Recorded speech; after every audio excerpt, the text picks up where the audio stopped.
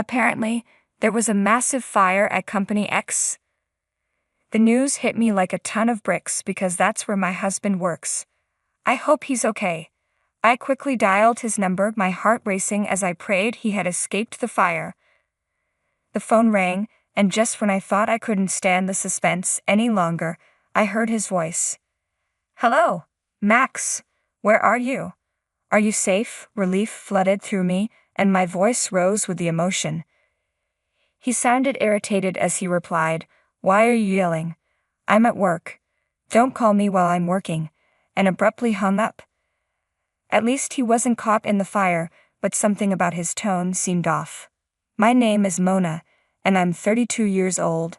I'm a nurse, and my work has always been a central part of my life. I got married 3 years ago, just before I turned 30. I was fortunate to marry in my 20s, if only just. I met my husband, Max, through a mutual friend. We clicked instantly and have been enjoying married life in his company housing. Although we've been married for 3 years, we still don't have children, but I'm confident that we can build a happy family together. Max can be a bit self-centered at times, but overall, he's a kind and loving person. He often expresses his love for me, and I feel secure with him. Lately though, he seems overwhelmed with work, spending more and more time on it, even on his days off. He must be exhausted because he's become distant at home, barely paying attention to me.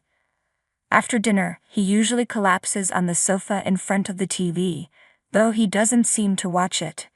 Instead, he's constantly glued to his phone, with the TV as mere background noise. When I spoke to him, all I got were brief responses like "yeah" or "oh." At first, I wondered if I had said something to upset him, but I decided to chalk it up to his busy work schedule. He must be exhausted, I thought, so I made it a point to bring him lunch and prepare dinner every day. I put extra effort into making sure our meals were nutritious and well-balanced. Then something strange happened. The day before, a coworker called me, asking if I could switch from the night shift to the day shift. It was a sudden change, so I quickly emailed my husband to let him know. I mentioned that I'd be working the day shift instead, and that I'd make dinner and wait for him. But he didn't reply. I assumed he was busy at work and focused on my own tasks. Yet even after I finished work, there was still no response from him. He used to reply quickly, even while he was at work, sometimes even adding emojis to his messages. This time though, he just read my message and didn't respond. Is he just swamped with work, or is this what happens after 3 years of marriage? Feeling a bit down, I stopped by the supermarket on my way home and picked up ingredients to make another nutritious dinner for him. It was a particularly cold day, so I decided on a warm, hearty one-pot dish. I prepped everything, chopping the ingredients, and then waited for my husband to come home so I could start cooking right away. But no matter how long I waited, he never came home. He usually gets home around 7 p.m., but by the time he finally walked through the door, it was already 9 p.m. "Welcome back. You're late tonight," I greeted him. "Did you have to work overtime?" "Oh yeah, but did you have to switch to the day shift suddenly?" Yeah.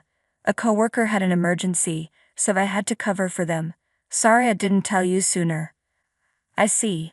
Well, I guess you couldn't help it, but it's a bit annoying to find out on the same day. I might have made plans to grab a drink or something." "Oh, you're right, I'm sorry." I apologized as I turned on the stove to heat up the hot pot. "You haven't eaten yet?" "No, I thought I'd wait for you." "Thanks, but next time, you don't have to wait for me."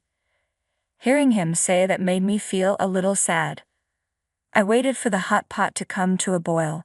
When it started simmering, I served my husband's portion, and then mine. I was starving after waiting so long for him. As I dug in, savoring the delicious meal, I noticed he wasn't eating much. "What's wrong? You're not eating much," I asked, concerned. He seemed a bit flustered and replied, "Oh, yeah." Then he hesitated before saying, "Actually, I was working late, so a junior colleague bought me a rice bowl. I'm not really hungry now. Okay, I replied, trying to keep my voice steady. But you should have told me that before I started making the hot pot. I think he noticed I was a bit upset. All right, just put my portion in the fridge. I'll eat it tomorrow morning, he said, attempting to lighten the mood. He then lay down on the couch, and after a few minutes he suddenly got up and said, "I'm going for a walk." "That's unusual," I remarked. "I haven't been getting enough exercise lately, and with all the late nights at work, I need a change of pace," he explained as he started getting ready to head out. Sitting alone at the table, finishing my meal, I felt a bit empty. I ended up putting my portion in the fridge too, feeling like I'd eaten too much. We hadn't spent much time together lately, so I decided to join him for the walk. But he refused, saying it wasn't good for me to move around right after eating. He also mentioned he planned to go for a long walk and wanted to be alone. So he left on his own. Something about his behavior felt off, so I decided to follow him secretly. Unfortunately, my fears were confirmed almost immediately. Despite my quiet steps, my husband walked with determination, stopping in front of a park that was a bit far from our house. He looked around, as if checking to see if anyone was watching, and then seemed to be communicating with someone on his phone. I wondered who he could possibly be talking to. A few minutes later, a car pulled up. My husband walked over and started chatting casually with the driver. It was dark, so I moved closer to get a better look. That's when I saw her, a woman with long curly hair and glossy lipstick, sitting in the driver's seat, laughing happily as my husband got into the passenger seat. "He's definitely having an affair, isn't he?" Before I could fully process it, the car drove off with the two of them inside. Stood there for a while, stunned. Then a text message from my husband arrived. He claimed he had randomly run into someone he knew and would be home a little late. Someone he just happened to meet.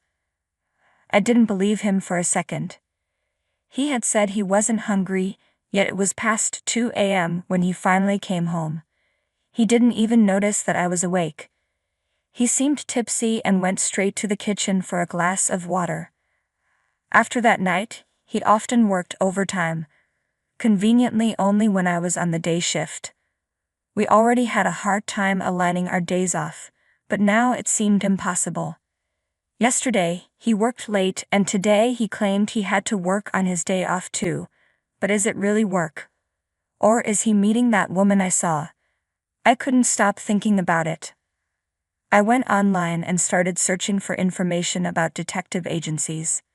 Before I knew it, I had submitted an investigation request to the most reputable one I could find.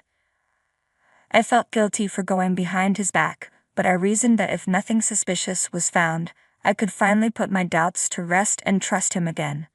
Waiting for the investigation results was agonizing. My husband remained as distant as ever, and every time, even as I saw his face, I couldn't get the woman out of my mind. I needed clarity, and soon. Then something unexpected happened. It was Saturday and I was busy with my day shift as usual. My husband was also working, despite it being his day off. I tried to focus on my tasks, thinking that since we were both occupied with work, I could push those troubling thoughts aside for now. Suddenly, I heard the distant wail of fire truck sirens. They grew louder and closer, and just when I thought they would pass by, more sirens followed. It wasn't just one fire truck. There were 2, 3, maybe more. This had to be a serious fire nearby. A sense of unease settled in my chest. 2 of my colleagues who had been in a hospital room returned, their faces grave. They were discussing the fire. "Do you mean the fire nearby?" I asked, trying to piece things together. "Yes, that's right," one of them confirmed. Apparently, there was a big fire at Company X. In that moment, it felt like I'd been struck on the head with a hammer. Company X was where my husband worked. I quickly explained the situation to my colleagues and rushed to call my husband to make sure he was safe. "Please be okay," I thought as I dialed his number. Even though we hadn't been talking much lately, I still saw him off every morning when he left for work. I prayed that he had managed to escape the fire. The phone rang, and finally, I heard his voice. "Hello, Max. Where are you? Are you safe?" I asked, relief flooding my voice. He seemed annoyed. "Why are you talking so loud?" "I'm at work. Don't call me while I'm working," he snapped and then abruptly hung up. At least he wasn't caught in the fire, but something about his response felt off. How could he be working when there was a fire and multiple fire trucks on the scene? It didn't add up. And why was he so cold when I was just trying to check on him? Anger started to build inside me. Had he been using those morning goodbyes as an excuse to meet another woman all this time? I made a decision then and there. I was leaving him. As soon as I got home, I started packing my things. When I checked the mailbox, I saw that the results from the detective agency had arrived. That sealed it. I was leaving with the truth in hand. My parents came over to help me pack, and the moving company was on its way. Had my things moved out immediately. My husband didn't seem to have any idea that I knew the truth. He didn't even contact me that night, which only confirmed my suspicion that he was with his lover the entire time. I packed up most of the furniture and appliances I'd had since my single days. The room was nearly empty, stripped of any trace of my life there.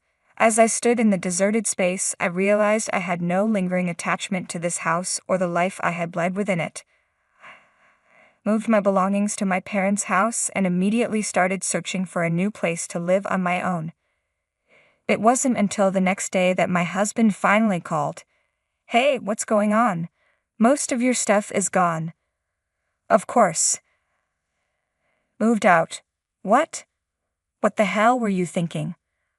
When are you coming back? What about my meals? The house chores?" His questions left me stunned. That's all he cared about. Talking to him reminded me of the fire at his company. He wasn't at work. He was with his affair partner instead. The anger that had been simmering inside me flared up again. "Why didn't you get another woman to take care of that?" "Huh? What are you talking about? You were with a woman named Linda yesterday, weren't you?" "What? No. I was working at the office." "Oh, really? So how long did you work yesterday?" "It was a busy day. Even though it was my day off, I worked late into the evening." "I see," I said coldly. "That's why I was so surprised when you moved out. Why don't you stop lying already?" "Huh? You lied about going to work, didn't you?" "I wasn't lying. I was working. How can you claim to have worked until the evening when there was a fire at your office during the day?" "What fire?" "When I called you, several fire trucks were dispatched to your company to handle a blaze. I called to make sure you were okay. You told me not to call while you were working, acting like there was no fire at all. Well, and I have evidence of your affair from a detective agency. You can't deny it." His voice faltered. "Oh no. You'll need to deal with my lawyer for any further correspondence. I'll be pursuing alimony." He pleaded repeatedly for my forgiveness, but my feelings had long since dissipated. "I'm sorry, but there's no way to fix this. I'm hanging up now. Wait. I proceeded with my lawyer and demanded both a divorce and alimony. The divorce was finalized with all the evidence solidly backing my claims. My husband and his affair partner paid a fair amount in alimony. It turned out his partner was a junior colleague from his workplace. News of their affair quickly spread through the company, especially during such a dramatic time. Their actions during the fire only added to the negative sentiment among their colleagues, leaving them both facing a lot of shame and cold stares. They truly deserved it. Meanwhile, I moved into a new apartment and embraced my comfortable single life. As a nurse with a stable job, I'm taking my time and not rushing into a new relationship. I'm enjoying my own time and hoping to meet a sincere man when the time is right. Even though I discovered the affair unexpectedly because of the fire, it was bound to come to light eventually. He deserved every bit of it. Enjoy your single life as a nurse.